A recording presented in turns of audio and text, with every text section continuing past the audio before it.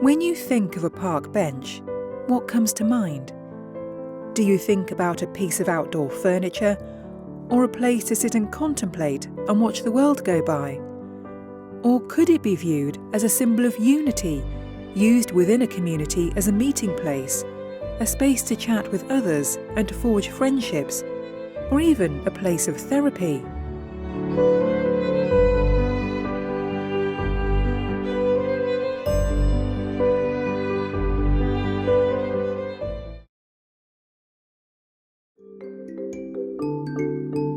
In 2006, a psychiatrist from Zimbabwe, Dr. Dixon Chibanda, came up with the idea of using elderly women with basic cognitive behaviour training to simply sit on designated benches and talk to people suffering with mental anguish.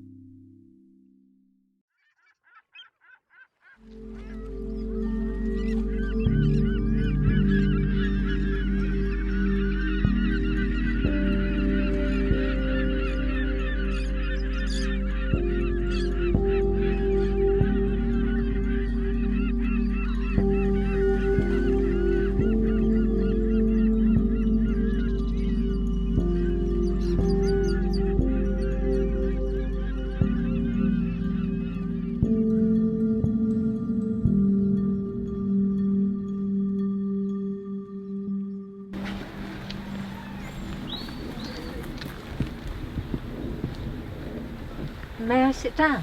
Please do. Hello, I'm Jan. I'm a community mental health worker. Welcome to the Friendship Bench. This is a safe space for you and I to talk to each other, and anything you say will be confidential. So how are you? So, today should be a really good day because today is my sister's birthday, or should have been my sister's birthday. Oh, okay. But she died suddenly 2 years ago, and it should have been a day of celebration. But instead I just feel empty. Oh. Why is that, Anne? Well, she was only 67, and it's a bit of a long story, but she had mental health problems and was in a care home, not in this country. Oh, okay. You'd have thought they'd have looked after her a bit better, but she fell and needed a hip replacement. Well, that must have been difficult with her in another country. Yes, it was. I felt so helpless, so far away, and there was nothing I could do to help. And I really wanted to help her. So I sent some messages to my brother to let the hospital know that she had asthma and that she had allergies, and that they needed to let the hospital know.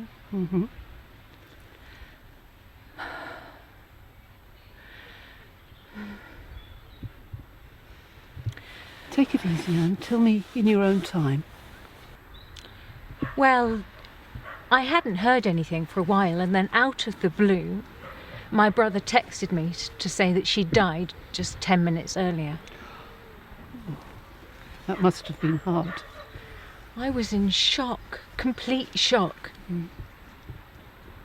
And my heart felt really severe pain. So much so that I went to a doctor, but he said there was nothing wrong with my heart. So did you have anybody around to support you?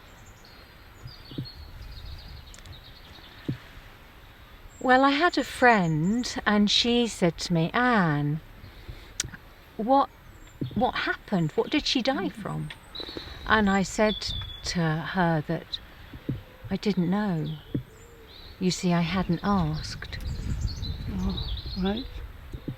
So I texted my brother, and he said she died of a stroke, but she could have died of anything. She had so many problems. Oh, that must have hurt you. Well, yeah, it did. So I decided that there was nothing I could do for her now, but I could try and get a commemorative plaque put near my late mother's grave, and this would somehow celebrate her life. Yes. But they said no, because she didn't die in that town, so they couldn't do it. You know, sometimes I think people are so cruel. Yeah. Yes. Unfortunately, people can be cruel.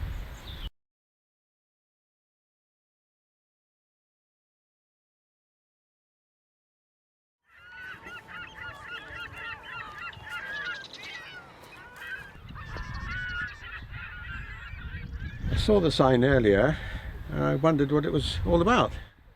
This is the Friendship Bench, and it's a safe space for you to discuss anything in confidence with me. My name is Margaret, and I'm a community mental health worker. Have a seat.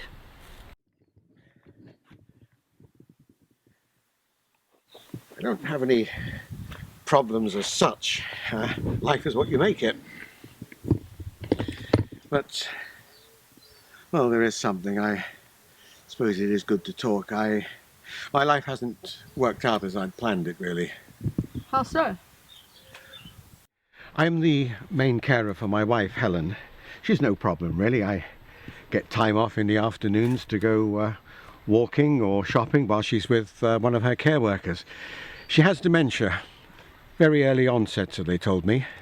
You'd think at her age she wouldn't get it. She's 55, but she did, and here we are. She's no bother, really. She's still the same sweet, kind person I met all those years ago that I fell in love with. Oh, we had such plans for the future. We never had children, it's just the two of us. We wanted to retire and go round in a camper van, visit all the places we wanted to, but that's not going to happen. I've cried about this and gotten very angry. Why us? Why Helen? She was always very fit and healthy. And then I started to notice the forgetting of minor things and not being able to cope. And then the tests at the doctors, and then the news. She has Alzheimer's. Isn't that something that happens to older people? She was always very fit and healthy. I just don't understand. I mean, I still get glimpses of the old personality, the old Helen, as it were. She still remembers me at times, other times not, and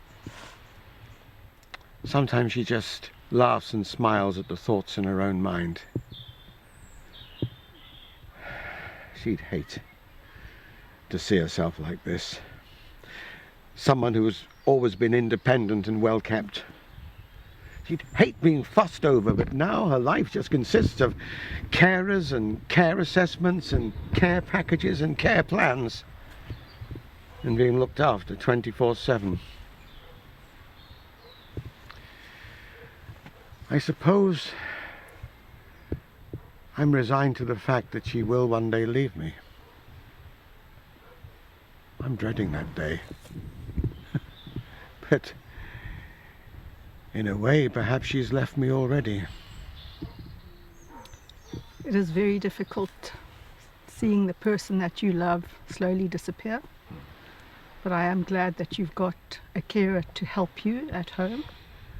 There are other support groups you can use, and they will understand what you are going through. I can signpost you to some of those if you would like. Yeah, thank you. Thank you. Good.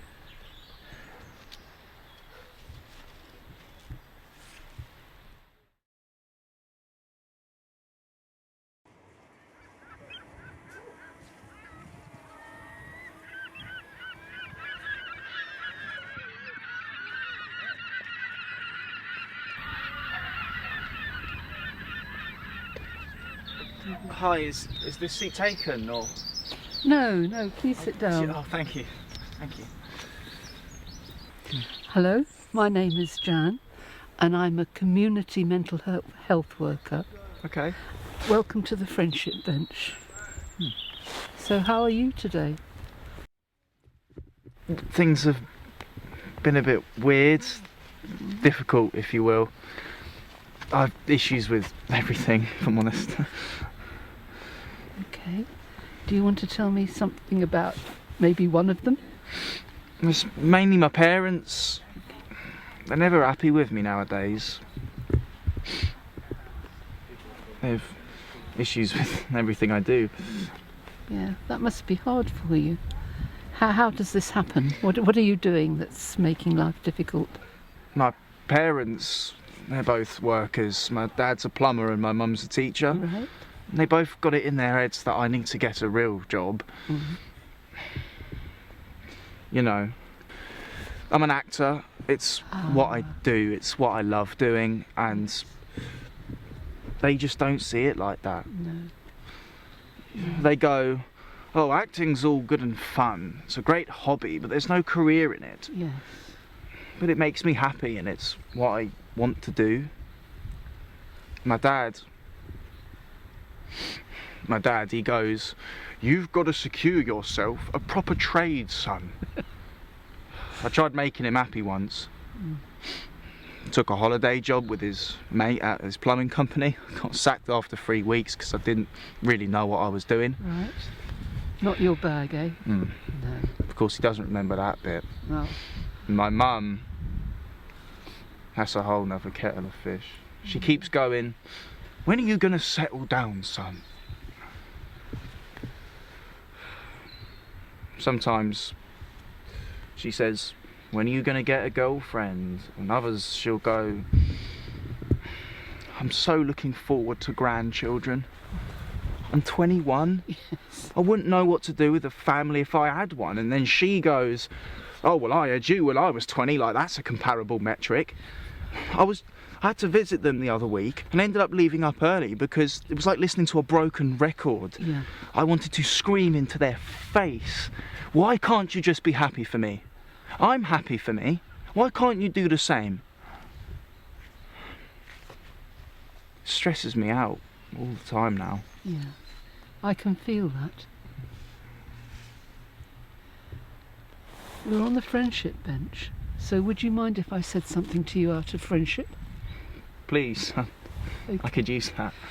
So the first thing is, you're not responsible for your parents' happiness. Not in any way. And what I see in front of me is a young man, beginning of life, resolved to follow his dream, and I think that's great. And then I think that it's your parents who brought you up and helped to make you who you are. So I think if you start looking at them with a kind of a gratitude and an understanding that they don't really know the life you're going into, so maybe share it a bit with them, you might find that easier. But the important thing is you are responsible for your happiness. Wow. Thank you. You're welcome.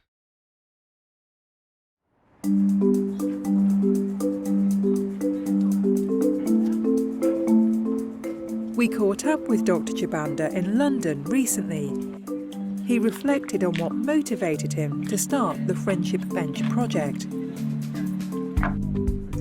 The real reason for starting Friendship Bench was, unfortunately, a tragic loss, which was the death of a patient of mine by suicide.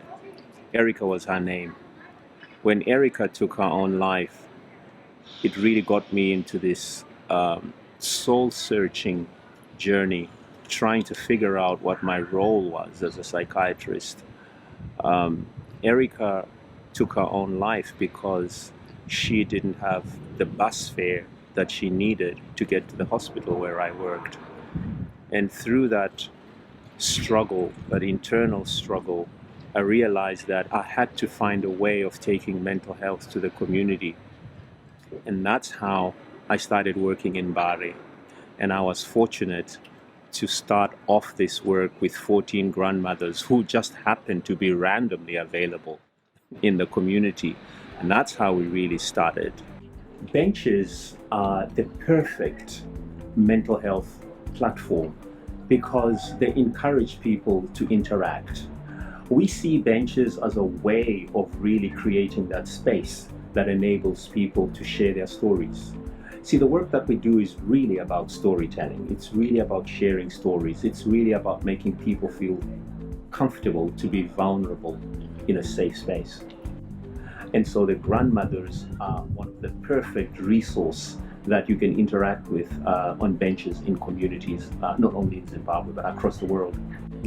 Our future plans involve the creation of what we refer to as the Friendship Bench in a Box, which is really bringing together all the lessons that we have acquired over the past 10 years about how to do Friendship Bench. Through the Friendship Bench in a Box, we are making it possible for anyone, anywhere in the world to set up their own Friendship Bench and start a similar program. That's our big future plan. We asked our actors how they felt about therapy delivered on a park bench.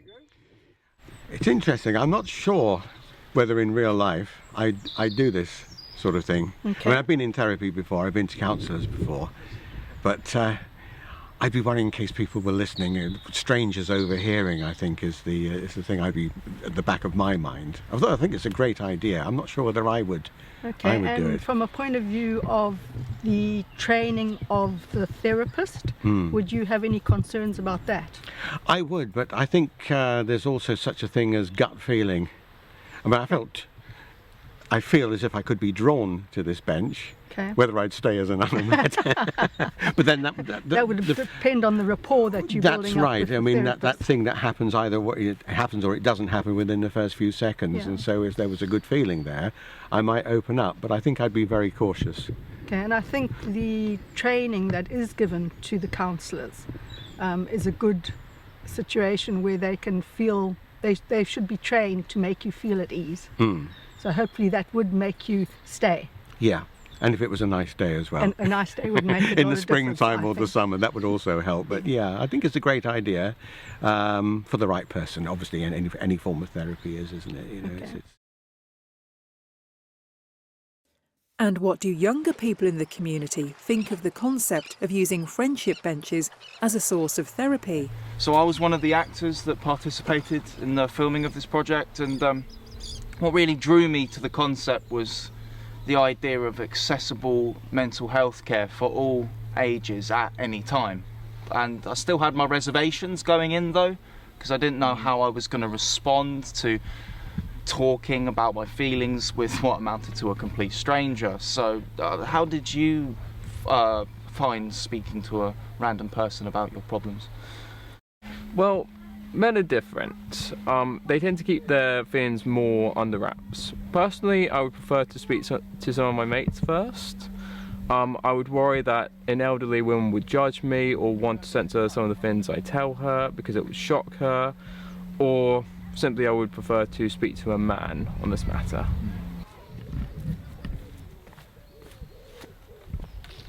Hi, I'm Imogen. I was listening to your conversation, and I'm a teenager. And I see the bullying that goes around in schools, with the added issue on things being posted on social media that can be shared to many, many people. Yeah. Liliana and I are the adults of the future. People feel more comfortable talking to someone online than face to face. And that's potentially the benefit of speaking to an older person, because they would have the life experience to help us out, plus they are a trained therapist after all, so they'd have the experience to help us. And although they might not know the finer points of how social media works, they understand human connection like the rest of us, and they'd be able to potentially signpost us in the direction of resources and aid to our specific situation.